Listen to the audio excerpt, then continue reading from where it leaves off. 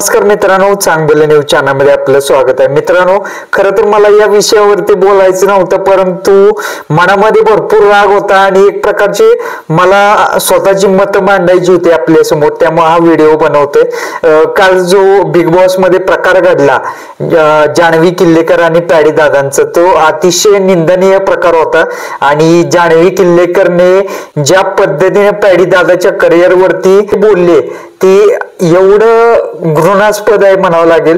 कारण पॅडी दादा म्हटलं तर आपले लहानपणीचे कलाकार, बरीचशी नाटकं त्यांनी केलेत. आपलं सर्वांचं आवडतं नाटक म्हणजे गंगूबाई नॉन मॅट्रिक झाली. बरं, शून्यातून वर आलेला माणूस आहे हा. आणि बरीचशी एकांकिका केल्या, अक्षरशः काही वेळेस पैसे पण मिळाले नाहीत. आणि काही लहान सुरुवातीच्या काळामध्ये पैसे नसताना पेपर टाकले, प्रेस मध्ये काम केलं, परत मसाल्याची इंडस्ट्रीमध्ये पॅकेजिंगचं काम केलं. अशा बरेचशा स्ट्रगल मधून वर आलेला हा कलाकार आहे, मराठी कलाकार आहे. आणि संपूर्ण जनतेचं प्रेम आतापर्यंत त्यांनी कमवलंय. हास्य जत्रा म्हटलं, जत्रा हा चित्रपट म्हटला, परत मुन्नाबाई MBBS, असे बरेचसे चित्रपट या कलाकाराने केलेले आहेत. किल्लेकर जी आता मराठी इंडस्ट्रीमध्ये कुठेतरी पाऊल ठेवत आहे. आणि भाग्य दिले तू मला या मालिकेपासून तिची जी सुरुवात झाली, तर कुठेतरी तिने विचार केला पाहिजे की जर समजा मराठी कलाकाराचा अपमान होतोय तर रितेश दादांनी मागच्या आठवड्यात निकीला सांगितलं, मराठी कलाकाराचा अपमान ते मराठी जनतेचा अपमान, हे कुठेतरी जान्हवी किल्लेकरनं लक्षात ठेवलं पाहिजे.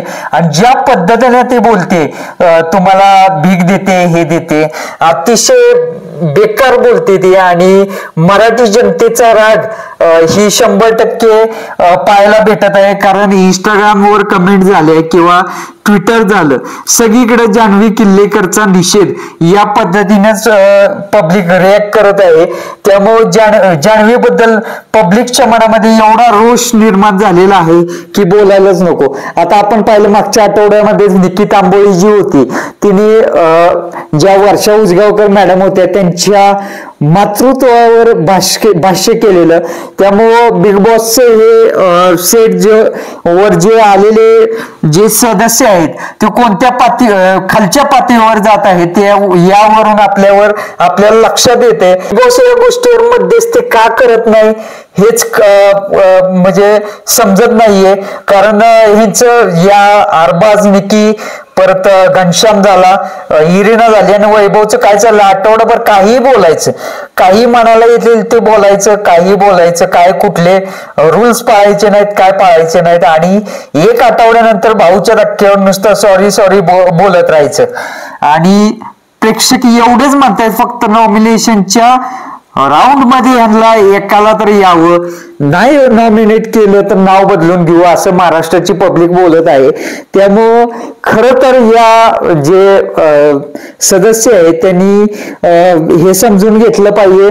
आणि बिग बॉसने त्याच वेळेस आहे तो कलाकाराला काय बोलत असेल त्याच्या करिअर विषयी किंवा त्याच्या आतापर्यंत केलेल्या सर्व मेहनतीवर तो बोलत असेल तर हे बोलण्याचा अधिकार त्याला कोणी दिला?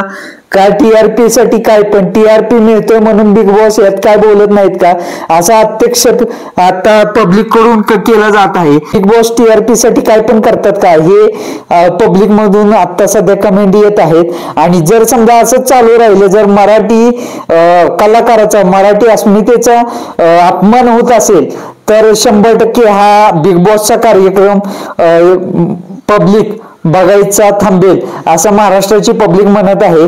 आणि जसं बिग बॉसला मराठी माणसाने डोक्यावर घेतलंय तसं डोक्यावरून खाली घ्यायला पण वेळ लागणार नाही असं बरेच जणांच्या कमेंट येत आहेत.